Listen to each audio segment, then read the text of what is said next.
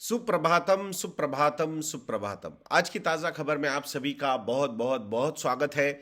World economy के साथ ही इस एपिसोड की शुरुआत आज हम यहाँ पे करने वाले हैं। वर्ल्ड इकोनॉमी में अगर सबसे ज्यादा ज्वलंत क्वेश्चन अभी कुछ चल रहा होगा तो वो क्रूड ऑयल प्राइसेस का है। $88 पर बैरल पे फिर से एक बार क्रूड ऑयल के प्राइसेस जा चुके हैं। इसराइल एंड हमास का ये जो वॉर चल रहा है, another geopolitical tension in the offing, जिसमें मिड ईस्ट वाली जो कंट्रीज है अगर वो इन्वॉल्व हो जाती है, जहां से मेजर ऑयल का प्रोडक्शन होता है, सप्लाई होता है, सो ऑब्वियसली कहीं ना कहीं प्राइसिंग पे इम्पैक्ट होगा ही होगा। And that's what is happening over here. अब फ्लाइट टू सेफ्टी जो है वो भी यहाँ पे हमें नजर आ रही है।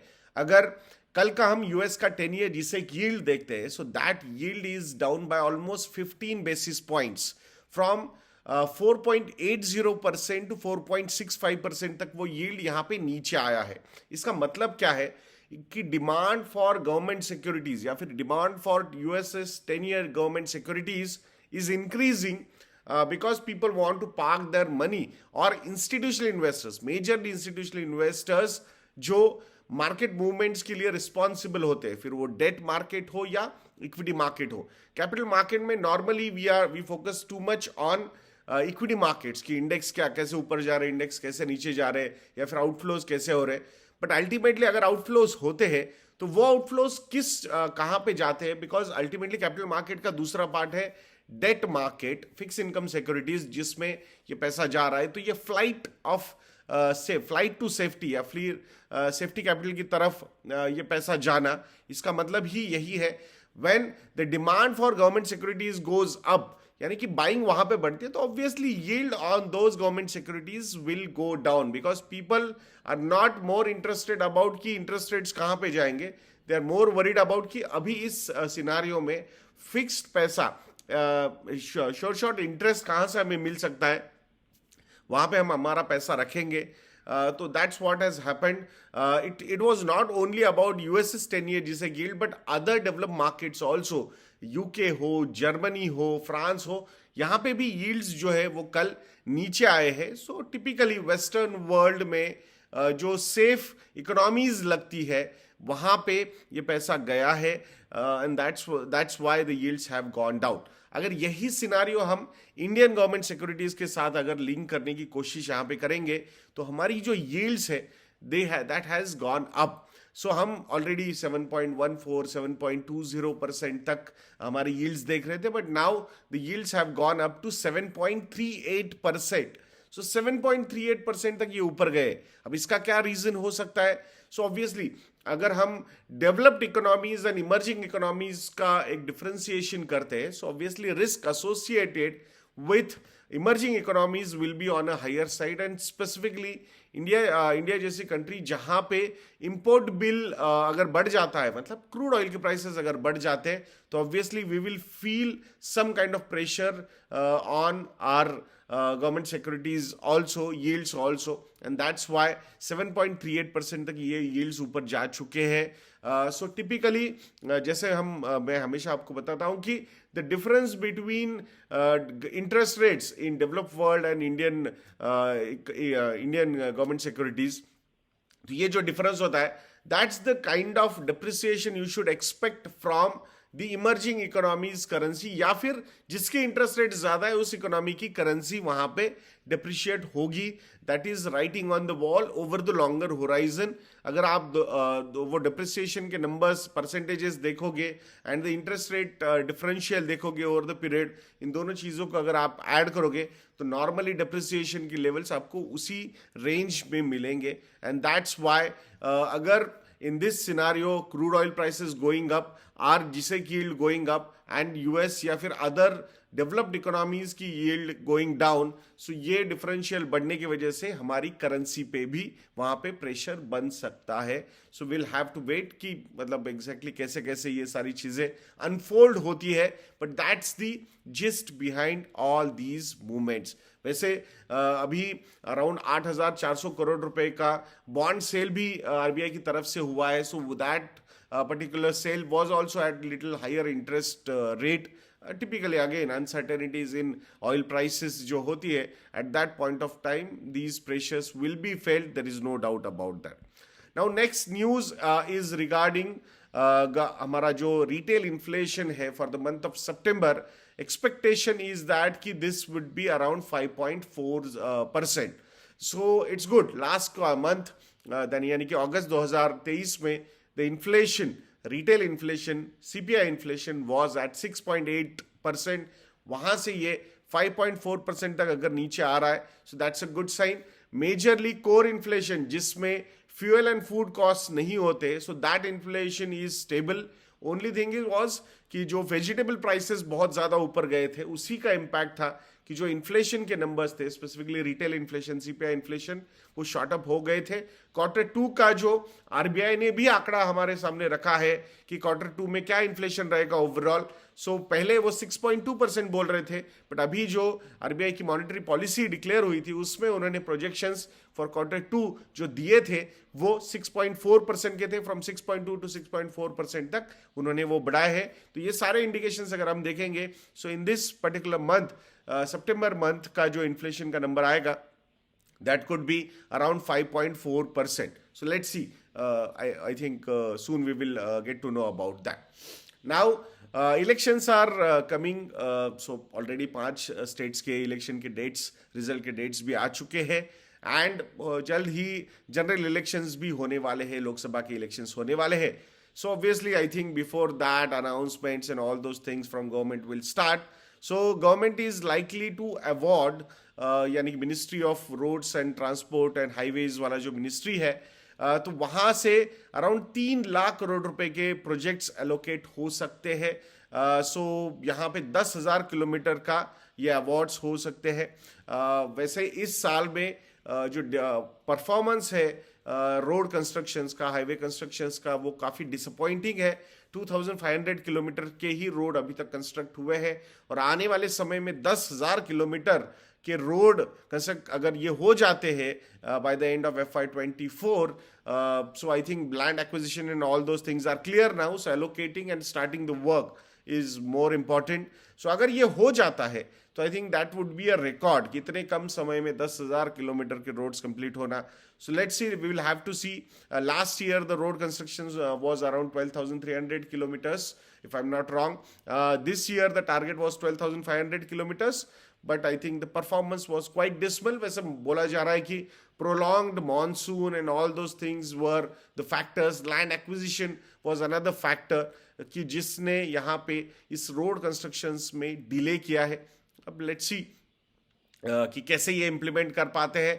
Elections are coming, so aggression शायद वहां पे थोड़ा सा ज्यादा भी हो सकता है. Let's see.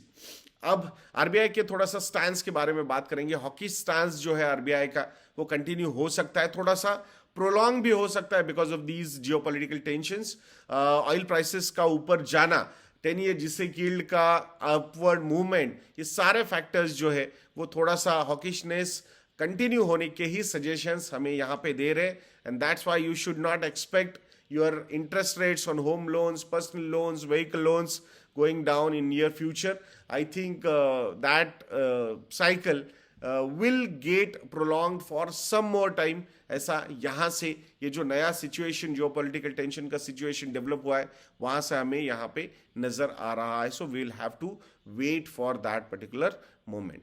बाकी अगर स्टॉक स्पेसिफिक या मार्केट न्यूज के बारे में बात करेंगे तो ऑब्वियसली कल ये जो वॉर है ये थोड़ा सा और ज्यादा एग्रीवेट हो सकता है ऐसा लग रहा है.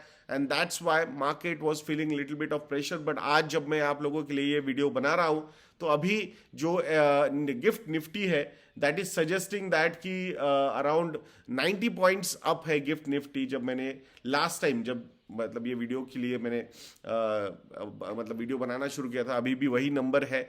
So I think markets are always surprising for us. तो वो सरप्राइज चलते रहेंगे. बट थोड़ा कल का जो इवेंट था आई थिंक उसका इम्पैक्ट हो सकता है. मतलब इनिशियली भी जब यूक्रेन रशिया वॉर जब शुरू हुआ था तो initial immediate reactions were negative, but बाद में थोड़ा सा स्टेबलाइज हो गया था मार्केट, फिर ऊपर आया था. बट उसके बाद आई थिंक एक पेन मार्केट ने देखा था, अच्छा खासा स्लगिशनेस भी देखा था. until December 2022 and या फिर even till March 2023 also we have seen some kind of pressure, but उसके बाद एक upward movement हमने देखी थी. So I think wars are not good for markets, specifically equity markets, और emerging economies या emerging markets के लिए तो बिल्कुल ही वो ऐसे ठीक नहीं होते. So we'll have to see that कि थोड़ा pressure यहाँ पे build हो सकता है. Result season is up, festival season is also up, so I think numbers will be quite supporting. So देखते हैं, आई थिंक कैसी ये सीसॉ बैटल चलती है, बट फ्लाइट टू सेफ्टी जो है अगर वो कंटिन्यू होती है तो मार्केट पे प्रेशर यहाँ पे बना रहेगा, ऐसा भी लगता है. मार्केट का जो अपवर्ड मूवमेंट होता है वहां पे domestic institutional investors and foreign institutional investors दोनों का जो सपोर्ट है वो उतना ही लगता है. Then and then only markets goes up. So उस पॉइंट ऑफ व्यू से थोड़ा सा प्रेशर मार्केट फील कर सकता है. अब स्टॉक स्पेसिफिक में मारुति सुजुकी के बारे में बात करेंगे. कल एक न्यूज थी, Maruti Suzuki will do around 1.25 lakh crore rupees of capital investment. Capex रहेगा इस कंपनी का टिल 2030-31 FY31 तक की अनाउंसमेंट्स उन्होंने यहाँ पे किए हैं.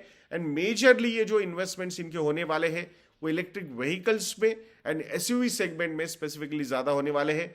They are expecting around 15 to 20% जो सेल वो FY31 में करेंगे. उसमें से उस पर्टिकुलर ईयर में by that particular time 15 to 20% जो सेल होगा वो इलेक्ट्रिक व्हीकल का सेल वो करने वाले हैं. अराउंड 25% हाइब्रिड यानी कि पेट्रोल प्लस काइंड ऑफ दूसरी जो भी टेक्नोलॉजी वो यूज करेंगे. Specifically I think petrol plus EV का जो सेगमेंट होगा, बट उसमें petrol is the basic necessity उनको लगता है, या फिर पेट्रोल प्लस सीएनजी भी हो सकता है. तो वो उनका वो सेल होने वाला है. स्पेशली सीएनजी पे भी वो फोकस करने वाले हैं, इथेनॉल पे भी वो वहां पे फोकस होने वाला है. तो एक डाइवर्सिफिकेशन वहां पे वो करने की कोशिश फ्यूल पॉइंट ऑफ व्यू से, फ्यूल टाइप के पॉइंट ऑफ व्यू से वो कर रहे हैं. ऊपर से अगर हम बात करेंगे तो पहले जो कंप्लीट नो होता था इलेक्ट्रिक व्हीकल्स पे वो अब नहीं रहा. जो फोकस सबसे ज्यादा स्मॉल कार्स पे होता था वो भी अब एसयूवी पे शिफ्ट हो रहा है. अभी जो प्रोडक्शन है वो अराउंड 2 मिलियन यूनिट्स का है, यानी कि 20 लाख गाड़ियां वो प्रोड्यूस करते हैं. In next 7 years time they are expecting this particular number to go up to 40 lakhs, 4 million तक. and they are expecting the total market जो पैसेंजर व्हीकल का होगा वो 6 मिलियन का होगा, 60 लाख का. तो 60 lakhs में से 40 lakhs they want to produce, but उसमें से अराउंड 1 मिलियन जो होंगे वो एक्सपोर्ट के लिए यूज हो सकते हैं. सो इन अ वे indirectly company has said that they would like to maintain their 50% market share in the passenger vehicle market. Let's see how they will achieve. So I think the story of Tata Motors, Mahindra and Mahindra is also looking quite interesting. The aggression Tata Motors which has taken in electric vehicles वो भी बहुत जबरदस्त है. Mahindra and Mahindra I think SUV segment में जो उन्होंने एक market share लिया हुआ है, माइंड शेयर भी बहुत जबरदस्त है. सो इवन इलेक्ट्रिक व्हीकल्स में also they are trying to enter. तो यहाँ एक अलग अलग सेगमेंट्स है इन मतलब इंटरेस्टिंग मार्केट है इंडिया का पैसेंजर व्हीकल का. Tatas are focusing more on electric vehicles, even CNG पे भी उनका फोकस अच्छा चल रहा है. Mahindras are focusing more on SUVs, though they are also present in electric vehicles, but SUVs का जो मार्केट शेयर है उनका वो काफी इंटरेस्टिंग है. एंड मारुति जो हाइब्रिड में है, स्मॉल कार्स में तो है ही है, बट हाइब्रिड में उन्होंने काफी अच्छा मार्केट शेयर. एंड अब एसयूवी सेगमेंट में भी आई थिंक बहुत एग्रेशन वो दिखा रहे हैं. तो ये जो मार्केट है काफी इंटरेस्टिंगली पॉइज्ड लग रहा है. So auto sector after big downside looks like कि now things are looking quite interesting. So ये तीन जो कंपनीज है इस पे आपकी नजर होनी चाहिए, ये तीन स्टॉक्स आपके रडार पे होनी चाहिए, ऐसा हमें यहाँ पे लगता है.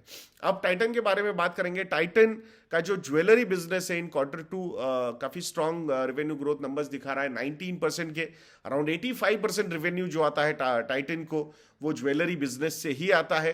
तनिष्क ये जो उनका ब्रांड है, या फिर अभी कैरेटलेन वगैरह जो कंप्लीट बायआउट्स भी कंपनी ने किए हैं. So I think focus is quite strong on these segments. They are trying to enter different segments और वहां पे another तनिष्क ब्रांड वो क्रिएट करने की कोशिश कर रहे हैं. अभी तक नहीं हुआ है, they are still trying, but I think यहाँ पे भी अगर हम बात करेंगे टोटल जो ज्वेलरी मार्केट है उसमें मात्र 6% शेयर जो है वो टाइटन के पास है, तनिष्क के पास है। तो उस हिसाब से जो स्कोप ऑफ ग्रोथ है वो बहुत ही जबरदस्त है, and that's why Titan is an interesting story. Almost 52 week high level पे ये स्टॉक अभी ट्रेड हो रहा है। प्रीमियम वैल्यूएशंस है, but there is a reason for these premium valuations. The shift between unorganized to organized segment, specifically in jewelry, अगर हम बात करेंगे आगे जाके, तो it is going to be quite aggressive, and that's why this is one company which should be on your radar. Even Joy Alucas also coming up with the IPO. Existing other players which are listed, वो भी interesting लग रहा है. So यहाँ I think एक premium valuation for Titan will always continue at least for next few more years, तो बिल्कुल लगता है, and unless competition comes and थोड़ा disruption आता है. So but till that time I think favor Titan will be a favorite stock in this particular segment. Automobile retail sale के बारे में भी बात करेंगे, तो वहां पे ये जो नंबर्स आए हैं 20% का ग्रोथ है, जिसमें two wheeler has grown by almost 22%, three wheeler की जो ग्रोथ है वो 49% की रही है। पैसेंजर व्हीकल की भी ग्रोथ की अगर हम नंबर्स देखते हैं सो ऑलमोस्ट 19% का वो ग्रोथ है। कमर्शियल व्हीकल्स की जो ग्रोथ है वो 5% की है, but compare to the total segment number जो है वो लोअर साइड पे ही है। ट्रैक्टर सेल्स आर निगेटिव 10% से वो डाउन हुए year on year. So overall I think automobile segment, two wheeler, three wheeler and passenger vehicle is looking quite interesting to watch. So let's see, I think below normal monsoon जो हुआ है 6% से नीचे हुआ है monsoon इस बार, so obviously उसका एक इम्पैक्ट जो है वो ट्रैक्टर सेल्स पे होगा ही होगा, we can not deny that. So कैसा लगा आज का एपिसोड दोस्तों, ये कमेंट सेक्शन में लिखना मत भूलिएगा, and if you feel that we are doing a good job, हमारे रिसर्च प्रोडक्ट्स को भी सब्सक्राइब कीजिएगा by visiting our website investindia.in। If you need any help in portfolio management, investment advisory या फिर investment execution, you can contact our relationship cell. Contact details are available on our website investindia.in। आशा करूंगा आप जरूर हमें contact करोगे। ऐसे videos के लिए चैनल पे बने रहिए, वीडियो को लाइक करना, शेयर करना और चैनल को सब्सक्राइब करना बिल्कुल मत भूलना। नेक्स्ट वीडियो में मिलते हैं। जय हिंद।